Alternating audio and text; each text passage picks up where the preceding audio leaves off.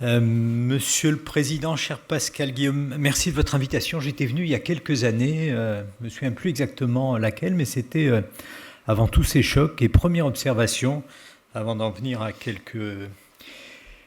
quelques diapos, le monde a changé et le monde n'est pas exactement celui qu'on imaginait. Euh, j'ai essayé de me remémorer l'ensemble des chocs qu'on a subis depuis et qu'on aurait subis avec moins de violence si on avait été plus décarboné et si on était parvenu à mobiliser plutôt l'ensemble des technologies de décarbonation, notamment celles de la FEDEN, qui étaient suffisamment et qui sont suffisamment matures. Donc, premier temps, la crise dite des Gilets jaunes qu'on a trop rapidement caractérisée comme une crise de la taxe carbone, mais qui en fait foncièrement est une crise pétrolière. Le prix du baril qui avait chuté en 2014, il fait x2 entre 2016 et 2018. Bon, il y a une petite taxe qui évidemment va échauffer les esprits au-dessus, mais foncièrement, on a posé sur un sous-jacent qui est le baril, un truc qu'on ne maîtrise pas du tout, une petite taxe, et on sait maintenant à quel point ça a été aventuré. Deuxième temps, la crise sanitaire. Alors, la crise sanitaire, il y a des gens très très sérieux, pas des économistes comme moi, des médecins notamment. Il y a une littérature dans le monde médical qui est extrêmement dense et qui montre, d'ailleurs comme on est tous pneumologues désormais, on a payé pour ça, on va le comprendre assez aisément, que dans les métropoles dont la qualité de l'air est dégradée structurellement, eh bien, le Covid a frappé plus durement. Tout simplement parce qu'il y a plus de facteurs de comorbidité. Donc voilà, les urgences sont saturées, on nous met à la maison et le quoi qu'il en coûte, coûte. Il aurait sans doute moins coûté si on avait été plus décarboné. Enfin, troisième temps, voilà, nos problèmes de voisinage avec Vladimir, ça a déjà été évoqué, qui a coûté pas mal à l'Europe entière et j'y reviendrai. Et donc il faut que ce retour d'expérience, et il me semble que c'est ce à quoi correspond votre titre, je trouve particulièrement bien choisi. On est déterminé en Europe depuis le début de ce siècle à agir dans une optique climatique avec un objectif qui est de prendre notre juste part de l'effort collectif d'action climatique, mais ces différents événements doivent nous conduire finalement à inverser peut-être le sens de l'action et à dire agissons pour nous, pour des questions de souveraineté, d'autonomie. La question du froid que vous avez évoquée, qui était moins présente également il y a quelque temps quand j'avais eu le plaisir déjà d'être parmi vous, mais j'ai pas le sentiment qu'on avait eu une canicule au mois de juin, qui est quand même une nouveauté et qui va devenir, on peut le regretter évidemment, assez banal. Donc c'est le contexte dans lequel, alors attention, il y a deux appels, ça va être un peu compliqué. Je vous invite à réfléchir avec une première crainte qui est qu'on voit pas mes titres. Bon, c'est pas grave, on va les faire de mémoire. Il y a des trucs qui se sont perdus en route, mais c'est pas grave. Donc l'idée c'est la suivante en quelques minutes, et puis j'imagine qu'on aura un petit temps de questions-réponses. Premièrement, de se confronter à la brutalité du monde tel qu'il nous est apparu, notamment durant cette décennie, qui n'est pas exactement celle qu'on aurait pu imaginer. Dans un deuxième temps, de montrer spécifiquement la manière dont l'Europe a eu à toucher et à payer de ses dépendances, et ces dépendances telles qu'on les a encore une fois, telles qu'elles nous ont frappé très durement en ayant à couper les ponts énergétiques avec le premier fournisseur de fossiles de l'Europe. De fait, on est désormais face à une sorte de duopole entre les États-Unis et la Chine, qui est également de nature à nous préoccuper, ce qui me conduira à conclure sur la valeur assurantielle de la décarbonation pour l'Europe et pour la France, et à conclure. J'ai eu la primeur du livre blanc et des données de cette année, donc j'ai volé à la fin quelques slides que je vous commenterai. Bon voilà, donc de mémoire, et encore une fois dans la version qui pourra circuler, il y a des titres, mais qui là mystérieusement ont disparu. Donc la violence du monde, on peut la regarder de cette manière. Bon là, derrière tout ça, il y a un indice un peu compliqué, un indice d'incertitude économique. On le voit, cet indice croître assez significativement, une explosion tout récemment, et qui étrangement d'ailleurs ressemble au prix du baril. Ici vous avez le Brent il est fractal. Avec une première observation, nous sommes parmi les premiers pays émergents. Aujourd'hui, à peu près, on doit importer 99% de notre pétrole, et donc on est dans une collectivité qui accepte de se soumettre à une variable qui, au point bas en 1999, devait être à 9 dollars, est monté à 148, a rechuté à 40, est remonté sur une espèce de plateau à 100, redescendu à 40, est remonté, crise des gilets jaunes, a rechuté, crise Covid, est remonté. Bon, tout ça nous rend fous. Donc on a une première observation, et malheureusement, le prix du gaz, en particulier durant la période de la crise, de la guerre énergétique, je pense qu'il faut la qualifier de cette manière, a également un caractère fractal. Donc première observation, lorsqu'on importe, et le cas de la France en Europe est assez banal, 99% d'une matière première qui ressemble à ça, et 96% d'une matière première qui ressemble à ça, eh bien tout ce qui va permettre de réduire ces dépendances. Monsieur le Président, vous avez cité quelques mots-clés, la sobriété, l'efficacité, la substitution, évidemment, va aller dans le bon sens. Cela d'autant que, à nouveau de mémoire, donc là vous avez le gap d'émissions tel qu'il est calculé par l'ONU. D'ailleurs, cet après-midi, les nouvelles évaluations de l'ONU vont être rendues publiques. Et donc vous avez la progression historique des émissions de gaz à effet de serre, vous avez la projection si les politiques publiques à l'œuvre devraient être poursuivies, on irait vers un monde à 3 degrés. Si on prend la somme des engagements, mais dans laquelle il faut désormais sans doute retirer les États-Unis, on irait plutôt vers un monde à 2,5 degrés, avec un gap, un trou formidable pour aller vers 2 degrés. Et je pense qu'il est malheureusement nécessaire de faire son deuil d'un monde à 1,5 degré. Alors c'est d'autant plus préoccupant, et c'est en particulier ce que nous dit le GIEC, que les points de bascule se rapprochent. Alors, c'est un peu compliqué, donc suivez mon doigt. Si on regarde les premières évaluations du GIEC sur la question des tipping points, donc des points de bascule, ces phénomènes sont des phénomènes non linéaires et qui peuvent avoir des effets climatiques extrêmes, non pas du jour au lendemain, mais en tout cas sur des horizons assez courts. Eh bien, la zone de danger, telle qu'elle était évaluée par le GIEC au début de ce siècle, elle était, disons, à 4-5 degrés. Et puis, elle s'est rapprochée. Et dans les dernières livraisons, on nous dit qu'elle est quelque part entre 1,5 degré et 2 degrés. Avec une incertitude, naturellement, qui est très grande. On n'est pas à l'abri de bonnes surprises, mais on n'est pas à l'abri, c'est bien le problème, de mauvaises surprises.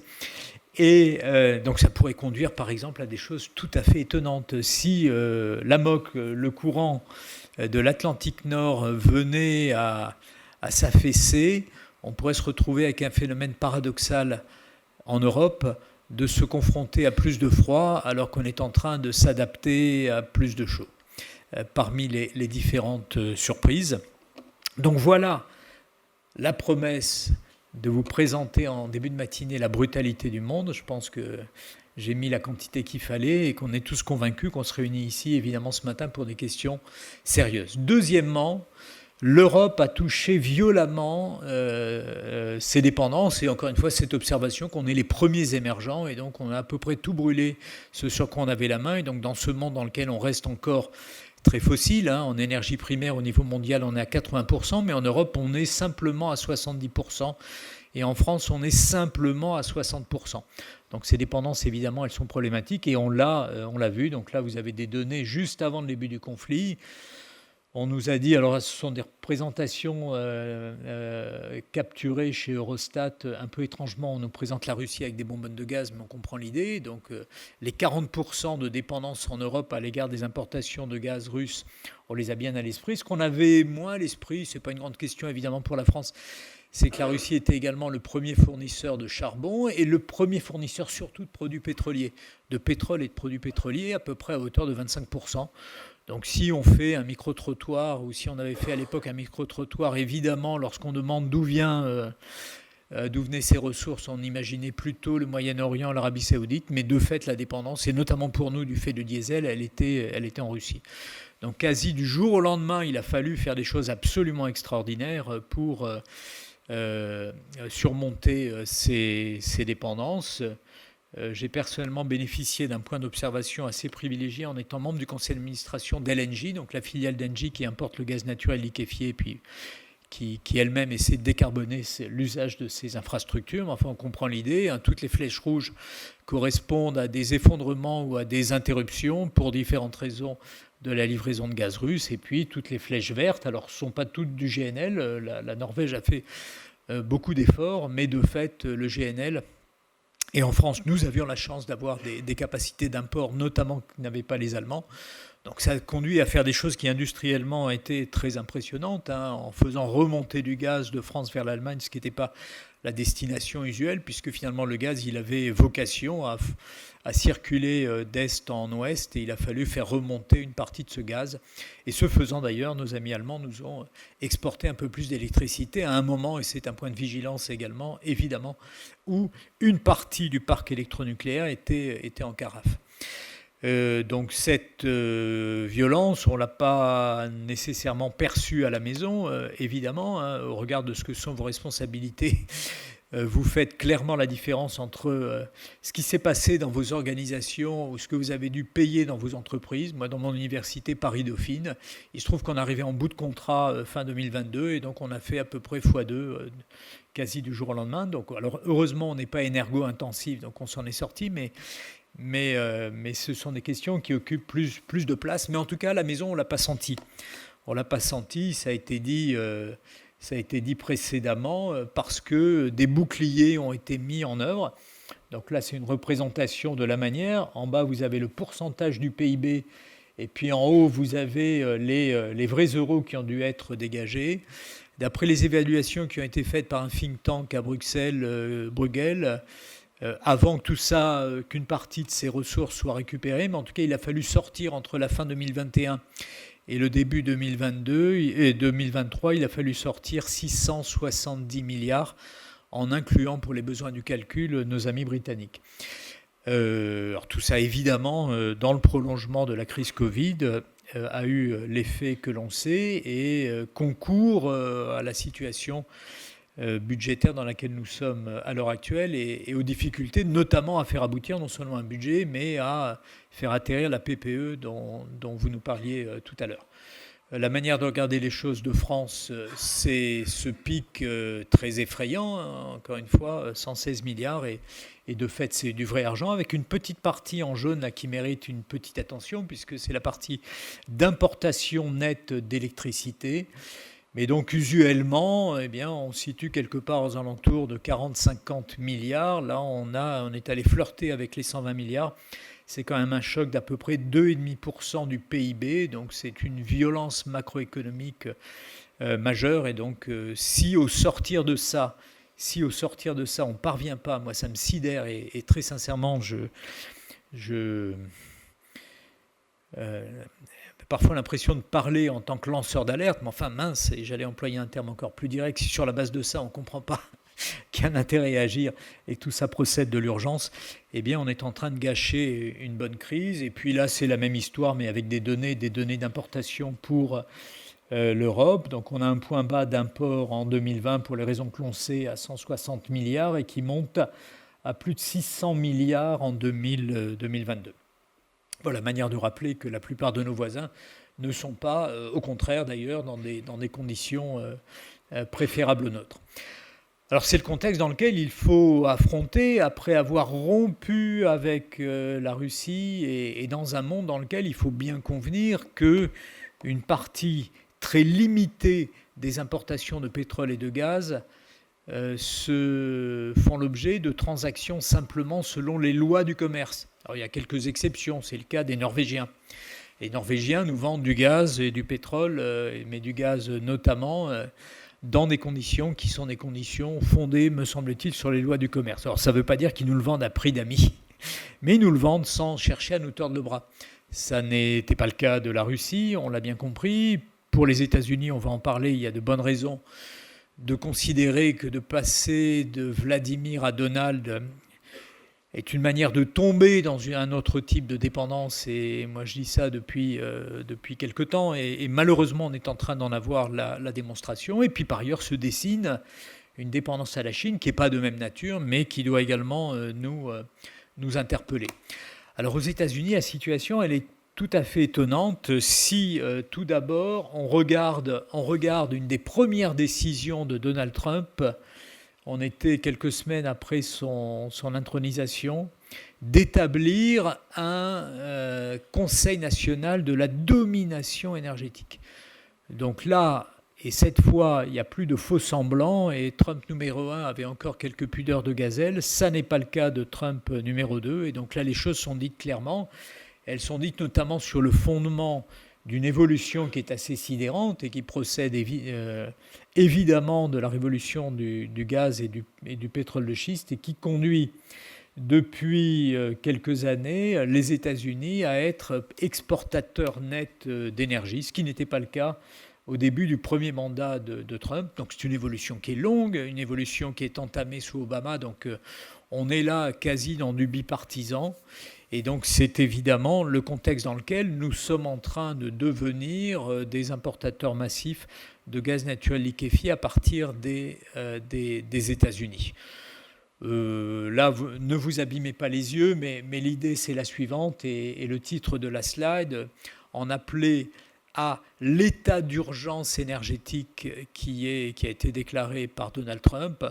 À nouveau, il y a quand même une sidération, si on revient 2 slides avant, et si on regarde la situation telle qu'elle est là, et si on essaie de faire le lien avec cet état d'urgence énergétique, on a un peu de mal à trouver un lien logique là également.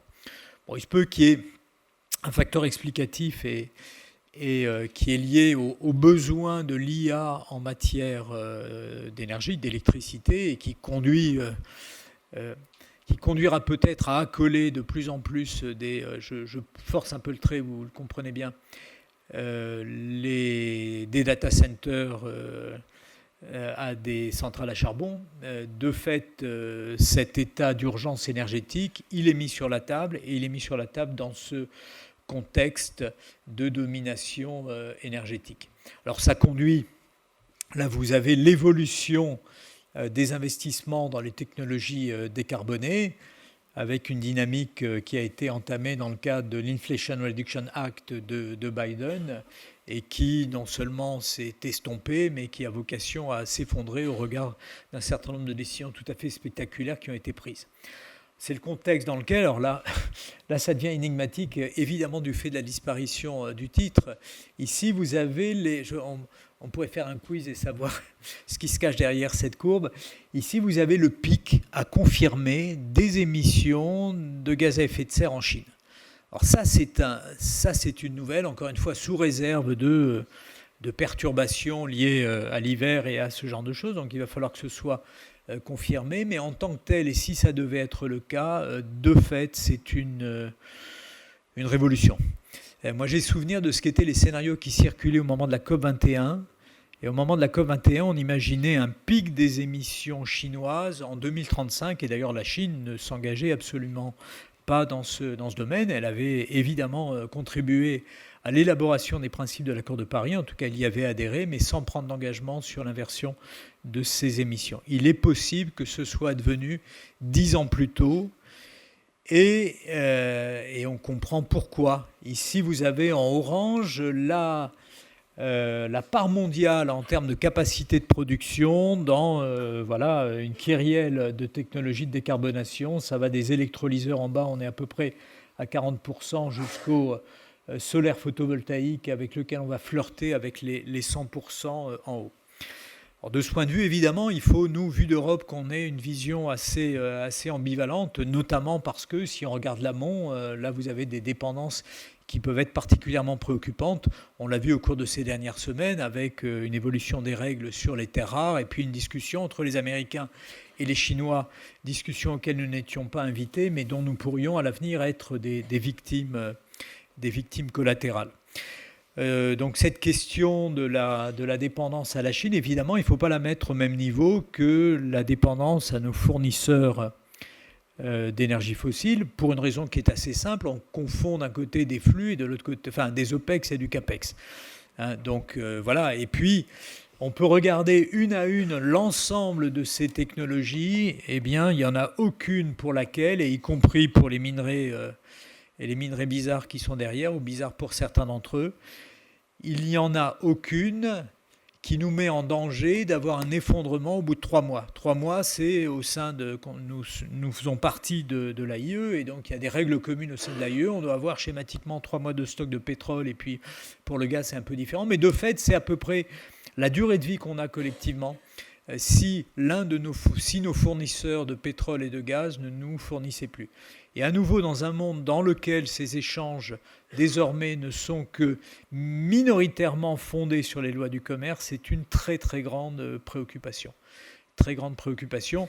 J'ai occulté le fait, on a parlé de nos dépendances à la Russie, on a parlé de notre dépendance qui monte aux États-Unis et de la volonté de Trump de nous fourguer des quantités d'énergie qu'il ne saurait pas produire et que nous ne saurions pas consommer. Donc il y a là un peu d'affichage. Mais de fait, on voit bien qu'il y a une forme de dépendance qui, au travers de l'Atlantique, est particulièrement préoccupante. Il se trouve qu'il y a une troisième zone du monde qui est très densément productrice d'énergie fossile, c'est le Moyen-Orient. Et je ne suis pas certain à nouveau que de compter sur la capacité de rappel du Moyen-Orient dans un contexte aussi complexe soit pour nous la meilleure sécurité. Mais tout cela étant rappelé, assez clairement je l'espère, il ne faut surtout pas qu'on aille mélanger la dépendance à la Chine et à la dépendance aux États-Unis, à nos fournisseurs de fossiles. Derrière tout ça, il faut qu'on parvienne à trouver un point d'équilibre entre d'un côté des effets d'aubaine, ces technologies doivent nous permettre de nous décarboner plus rapidement peut-être et à meilleur coût.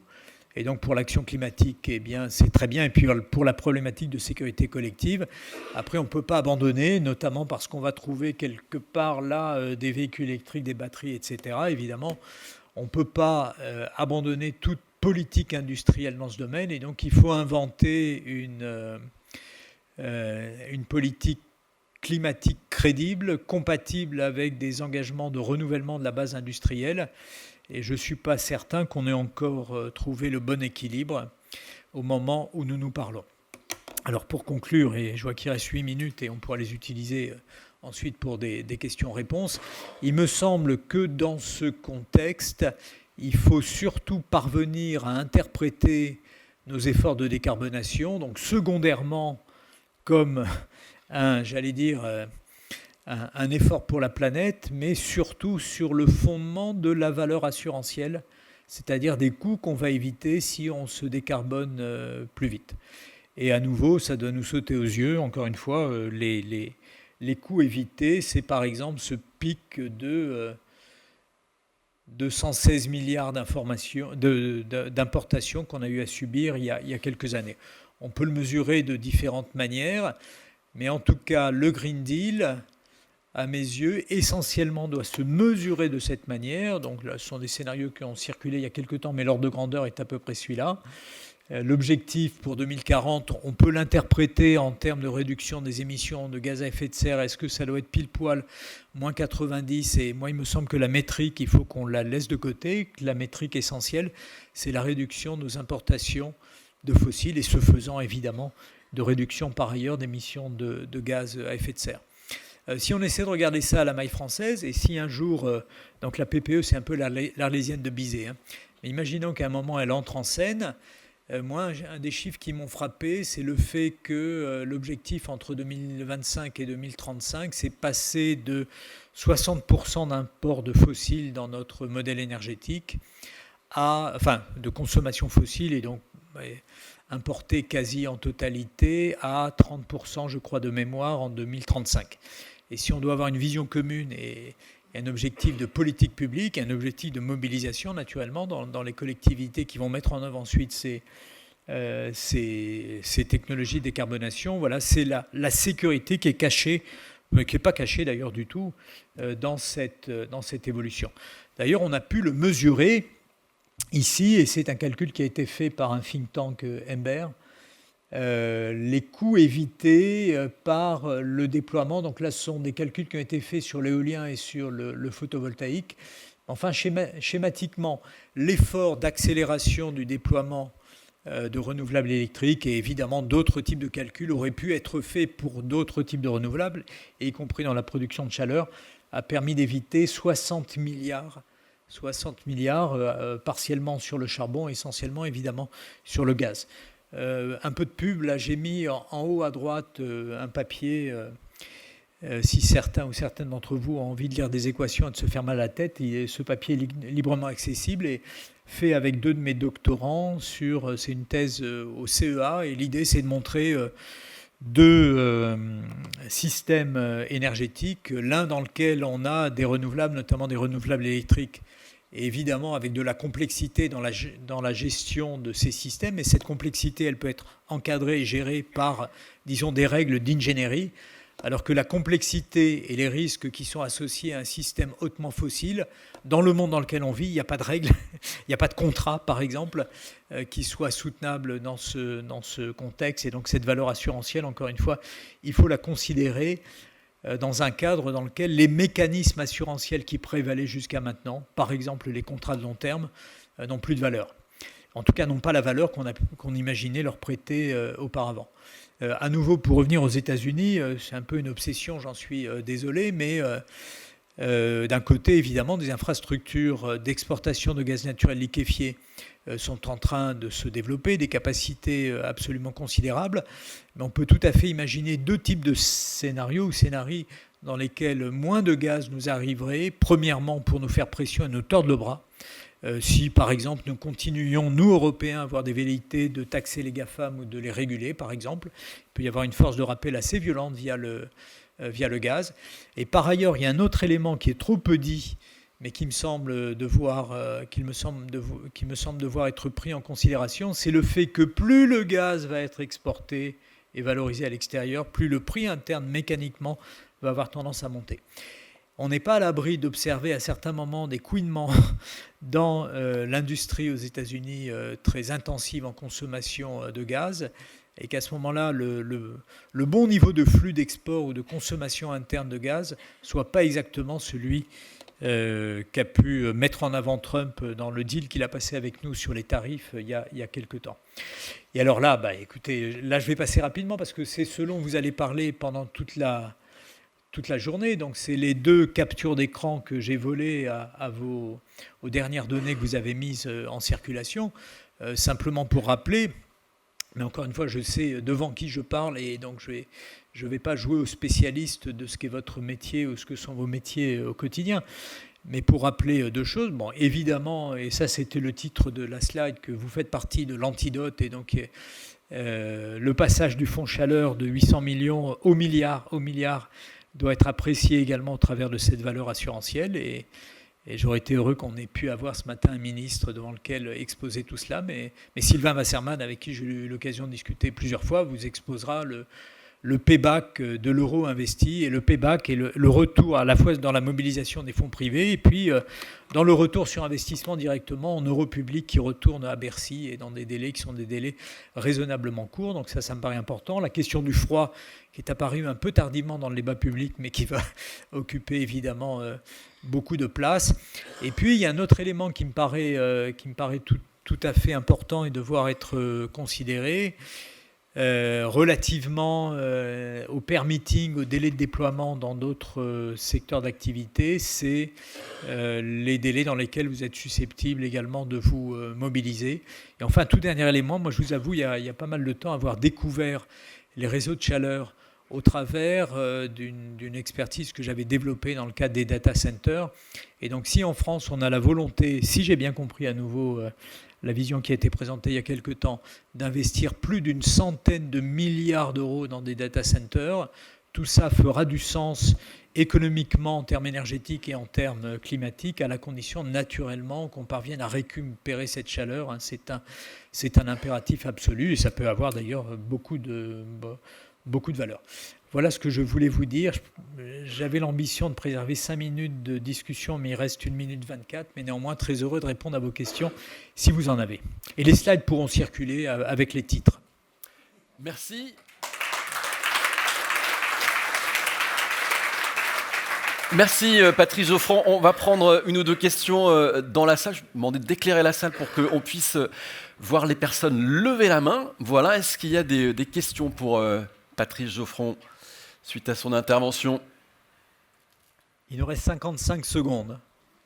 Ça va être long.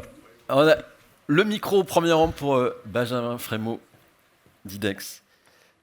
Bonjour Patrice. Merci Benjamin. Je t'en prie. Merci pour ta présentation. J'aimerais que tu reviennes sur le slide 13-14 qui montre la force du soutien des différents États au moment de la crise énergétique. Tu n'as pas mis en rapport ces bulles avec ce que sont les soutiens aux renouvelables année par année. Et tu n'as pas non plus commenté la grande variabilité du soutien entre les différents États. C'est-à-dire qu'il n'y avait pas qu'une réponse possible à ce moment-là. Je pense qu'il y a certains chiffres qui circulent. Pascal a parlé de 20 milliards, je crois que c'est que sur la partie chaleur. Moi, j'avais en tête 85 à 100 milliards au global de bouclier tarifaire. C'est une centaine d'années du fonds chaleur de l'ADEME. Mais on voit bien que c'est un mécanisme assurantiel qui fonctionne à l'envers, puisque c'est l'État qui a mis 100 milliards pour protéger la consommation de fossiles dans ce pays. À l'inverse, il y a plein d'autres États qui n'ont pas fonctionné de la même manière. Est-ce que tu peux nous commenter un peu plus cette slide ? Alors, moi j'ai une hypothèse qui est la suivante. Toute cette affaire part de la crise des Gilets jaunes. Et la crise des Gilets jaunes a un effet de tétanie sur la puissance publique, enfin sur l'Élysée très concrètement. Et depuis lors, alors pour des raisons qu'on peut comprendre, il faut se souvenir quand même de ce qu'a été cette période. Et depuis lors, il me semble que le quoi qu'il en coûte est particulièrement protecteur. Alors c'est assez étonnant d'ailleurs de se retrouver à l'heure actuelle dans une situation dans laquelle les Français considèrent exactement l'inverse. Donc on est mal payé, si je puis dire, lorsqu'on a eu à prendre ce genre de responsabilité pour des efforts que moi j'ai considérés comme excessifs à différents moments. Avec, il y avait une idée en termes macroéconomiques qui était de dire si on plonge moins fort, on pourra rebondir. On voit que le rebond, là, il vient quand même buter sur un niveau de dette et puis sur une fragmentation de l'espace politique. Mais moi, je pense que l'explication essentielle, elle est là. Alors, il y a une deuxième explication qui est un peu moins politique, un peu plus économique, qui est le pari qui aurait été fait par les... Mais si Roland Lescure avait été là, il aurait pu... Mais ce qui se dit par ailleurs, c'est que la France aurait fait un pari. À nouveau, on peut en douter au regard de ce que sont les résultats. Un pari en étant plus protecteur schématiquement sur les tarifs de l'élec et du gaz à la maison, de monter moins haut dans l'inflation et à ce moment-là d'en tirer un certain nombre de bénéfices, notamment en termes de compétitivité relative. Voilà, l'histoire dira, c'est un peu tôt, mais moi il me semble que ce caractère, alors on n'est pas les seuls, d'autres l'ont fait par ailleurs, mais en tout cas moi ce qui me frappe en France, c'est schématiquement les effets d'aubaine. Tout autant que nous sommes dans la salle, on a, alors je ne me souviens plus si c'est l'élec ou le gaz qui n'a augmenté que de 4%, mais enfin grosso modo, on n'a pas senti passer ce choc, enfin on le sentira fiscalement, etc. Et vous savez bien, dans vos responsabilités à nouveau, à quel point ce choc il a été violent par ailleurs, par exemple sur les tarifs du gaz payés dans les entreprises. Donc voilà, pour moi il y a un mystère. J'aime bien rapprocher ce chiffre d'un autre élément pour montrer justement cette valeur assurantielle et cette valeur qui est qu'on va flirter là avec 700 milliards. 700 milliards, c'est pas très loin des 800 milliards qu'il est question, si j'ai bien compris à nouveau, d'investir dans la défense dans les temps à venir. Voilà. Ça donne également, à nouveau, si on essaie de regarder cet effort collectif et l'intérêt de la décarbonation dans un environnement qui est un environnement hostile. Voilà. Si on avait été plus décarboné, eh bien on se trouverait à l'évidence dans un meilleur état, et y compris encore une fois par rapport à des menaces qui sont des menaces dans lesquelles l'énergie et le militaire vont se mélanger. Trump, parmi les facteurs qui entreront en ligne de compte à l'avenir, le gaz va se mélanger avec de l'OTAN, avec des droits de douane et avec des tas de choses. Il avait d'ailleurs annoncé la nouvelle, et je terminerai avec ça. En 2018, il y a eu un sommet de l'OTAN dans lequel il a dit à Angela, je le cite, ça a été rapporté mot pour mot, Angela, il vaudrait mieux que tu achètes mon bon gaz plutôt que celui de Vladimir si tu veux continuer à bénéficier du bouclier de l'OTAN. Et donc deux remarques. Premièrement, il avait raison.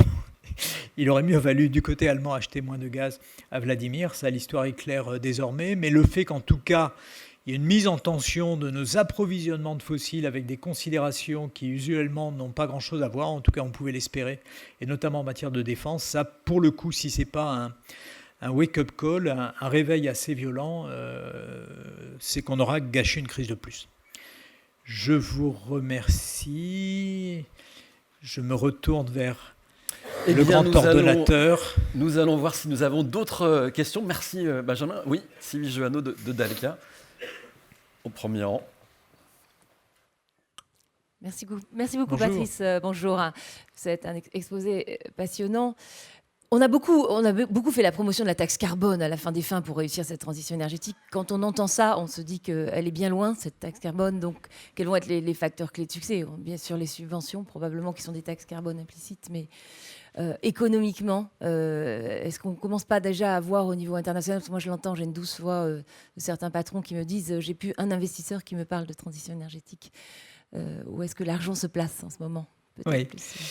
C'est évidemment une bonne question. C'est la raison pour laquelle, y compris avec les entreprises avec lesquelles il m'est donné de discuter, j'essaie, moi mon point c'est de dire on peut pas agir, on ne peut pas prétendre agir pour le climat. C'est terrible de faire cet aveu 10 ans après l'accord de Paris, et donc cachons le climat derrière la souveraineté et l'action collective.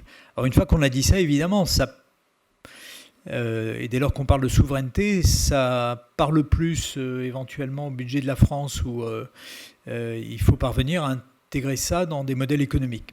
Alors ça peut se faire parce qu'il y a, par exemple, je suis en train de faire un travail pour un opérateur d'infrastructures routières et aéroportuaires, j'en dirai pas plus, et dans lequel on essaie de réfléchir par exemple aux co-bénéfices locaux d'un certain nombre d'investissements. Et donc il y a des co-bénéfices en termes de qualité de l'air, il y a des co-bénéfices en termes d'adaptation. C'est important par exemple sur les questions d'efficacité. En termes d'efficacité, on peut avoir à la fois un payback lié au fait qu'on réduit les consommations, etc. Et puis on augmente évidemment les conditions face à des chaleurs ou à du froid par ailleurs. Et donc mon point, il est de dire, ne calculons pas la valeur de l'action en fonction de la valeur tutélaire des tonnes évitées, parce que finalement, dans le monde dans lequel on est, elle est assez théorique, mais essayons de regarder le payback local. Qualité de l'air, alors évidemment, il y a emploi, valeur ajoutée, etc., mais qualité de l'air, qualité de l'eau, biodiversité, contribution à l'adaptation au changement climatique. Alors tout ne se capture pas dans des modèles économiques d'entreprise. En revanche, ça permet d'avoir une base locale de discussion et de voir dans quelle mesure il ne peut pas y avoir des modèles de financement hybrides, des PPP, des concessions, etc., qui permettent de partager l'effort. Et il me semble que ça peut notamment avoir du sens dans vos métiers. Merci beaucoup pour cette question. Merci Patrice Geoffron. Merci à vous d'être venu pour cette lecture éclairante des enjeux mondiaux, des crises géopolitiques et leurs